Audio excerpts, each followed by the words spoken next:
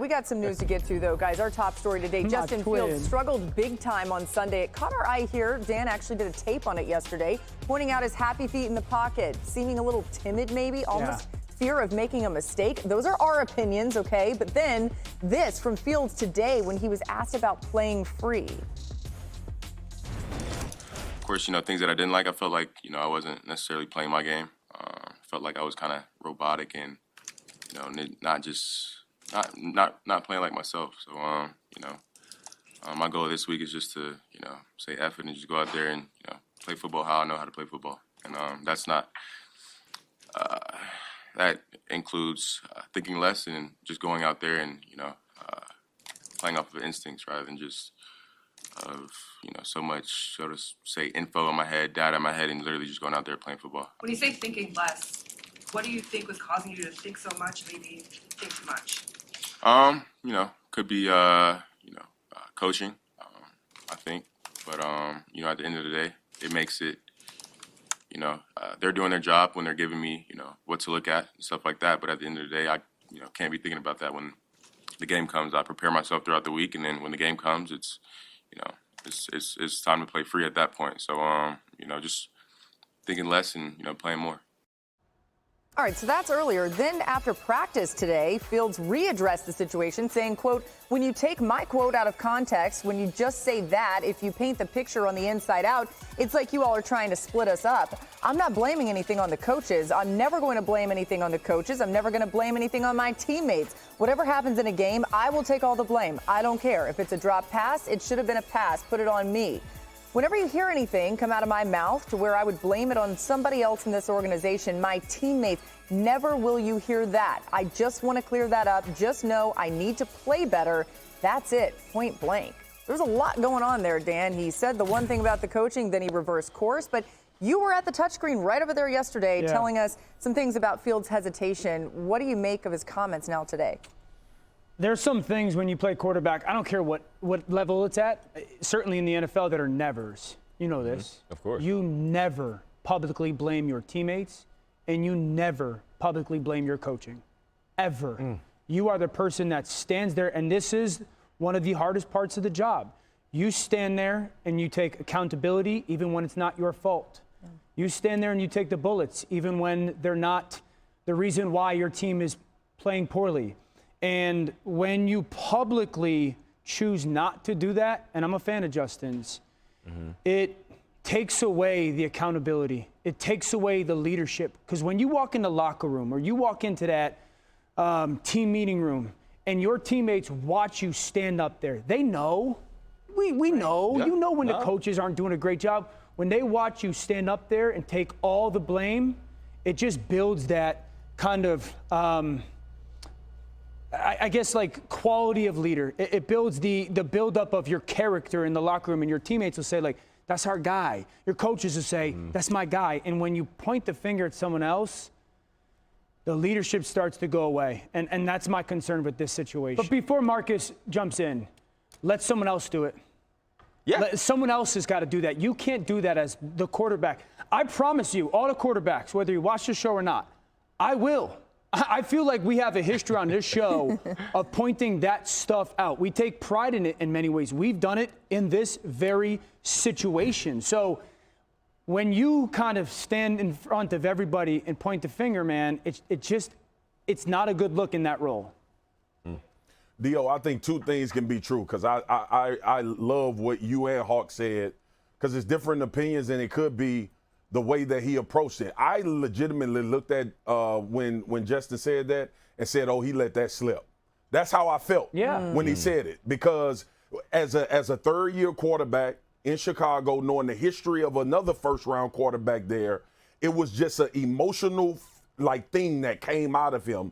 And obviously that's why Boogie, he went back to the locker room and tried to clarify those statements, which I don't think they were clarified. I think he was being truthful and honest.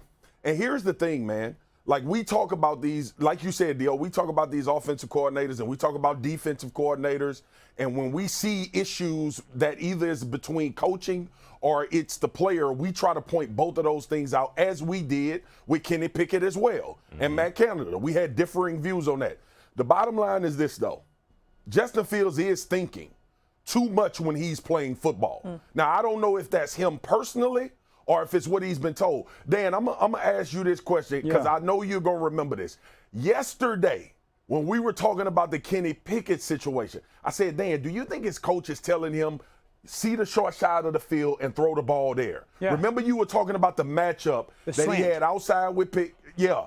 And I just, when you show Justin not pulling the trigger on a wide open guy, I don't know where that comes from outside of you thinking about what someone has told you. Right. Now, I'm not blaming Lou Gessie because I don't know what happened in that moment, but this is a legitimate slip up by Justin. I think talking about the programming of him playing the position. How do you feel about that? Like, I'm with you. We know about the locker room code and what you're not supposed to say. But could you see this being a result of what he let slip out during this line of questioning? Yeah, I think it's one of those things, Marcus, that he knows that this is a big part of the conversation. His teammates know. And I think your point of it, like it's slipping it out, is probably, or slipping out is very accurate. I just say this, fella, like, I go back to week 1, and I know it's a high standard, and he's a young player. I go back to week 1 when the Chiefs lost against the Detroit Lions, and we saw those guys wide receiver-wise drop 6 passes. Patrick stood up there and was like, I got to play better. I got to throw it better. I got nothing but faith in those guys. We love really good quotes, certainly now that we're on this side of the world. Right? We love good quotes. It's very rare that a quarterback in this type of situation wants to be known for a good quote. You want to be boring in these moments. And I just think it opens up the door now for him to bring more of the criticism his way that he's pointed the finger, whether he meant it or not or slipped it out or not, at his coaching. You typically don't see a young quarterback in his stage of his career come out and say these kind of things. And what I hope for Justin Fields is, even though it may be a slip up and he might have brought this to the media inadvertently, I hope he's had this conversation with his coaches first. And he's saying, hey, here's what I like and what I don't. I remember being early in Cincinnati, and I played with Andy Dalton, and he would go into the games, and there would be plays that he did not like. And they would go into the games, and we'd play them, we'd call them, they would go bad, they'd be picks and completions, and he would get railed in the media, right? And I would say, Andy, you have to speak up early in the week. And if these plays you don't like them, you tell them and you don't run them. Because otherwise it's coming back on you. And that's what I'm hoping for Justin Fields as well. I'm telling you, we'll do it that's why our show is different, I feel, than any other show. We do it. Yeah, we'll talk about it here. We won't run from that. Let us handle that. You know, one thing I do want to say that I think is worth pointing out, I covered Justin Fields for years in college, and I have watched him be an excellent leader. And I realize it's a different level than it is when you're dealing with the professional level, but he has that in him, and I hope that people will get the chance to see that as well. I expect him to make this right in some way, shape, or form. Let's get Adam Schefter in here for more. There's actually more bad news for Fields and the Bears. What can you tell us, Adam?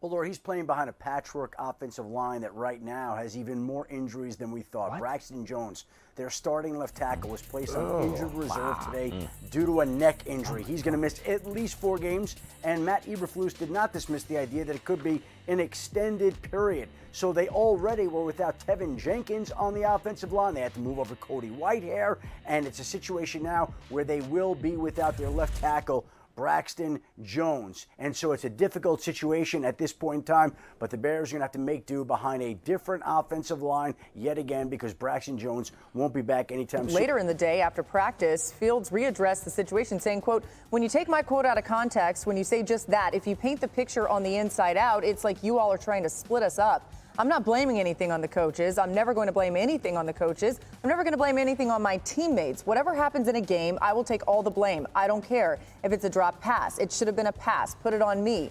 Whenever you hear anything come out of my mouth to where I would blame it on somebody else in this organization, my teammates, never will you hear that. I just want to clear that up. Just know I need to play better. That's it, point blank. So all of this happened earlier, and he has backtracked since with the quotes that we just read. But, Dan, how would you assess this whole situation? Oh, man, I didn't hear the ending the first time. Hearing him, he sounds empty, and that's a terrible place to be. It just sounds like he has no confidence. I'm a big fan of Justin's. He did blame the coaching. That's just the truth. I know he's trying to take it back now, but he did. There's a lot of truth in what he said. Surprising to some people, there's a lot of poor coaching in the NFL. Just because you coach in the NFL doesn't make you a great coach. I do think at the end of the day, it was a mistake. And as a quarterback and as a leader, you never, ever, ever point the finger, and you always, always, always go out of your way to take all the blame. He didn't do that. Now he's going to have to cover up for it. I don't hate the transparency. I'm gonna be honest with you. You're right. It's not great, and it could work out the other way. But now he's put himself in a situation and say, okay, I'm going to go out here this Sunday, and I'm going to play football my way. Right. What better test are we going to have than to say, okay, let's see what football looks like Justin Fields' way. And if he plays well, what do you think the conversation is going to be next week? No right? doubt. Where's this been? Exactly. Yeah. There you go. So, They have And the if he Chiefs, doesn't right? play well, though. if he doesn't play well, then, that's what it is. And it's okay. They have the Chiefs. So to your point, that's a good team to try to test that out. Another reminder that defensive coordinator Alan Williams also resigned today. So head coach Matt Not a Eberflus great will day be in calling the Chicago right defense. now. A lot going on there.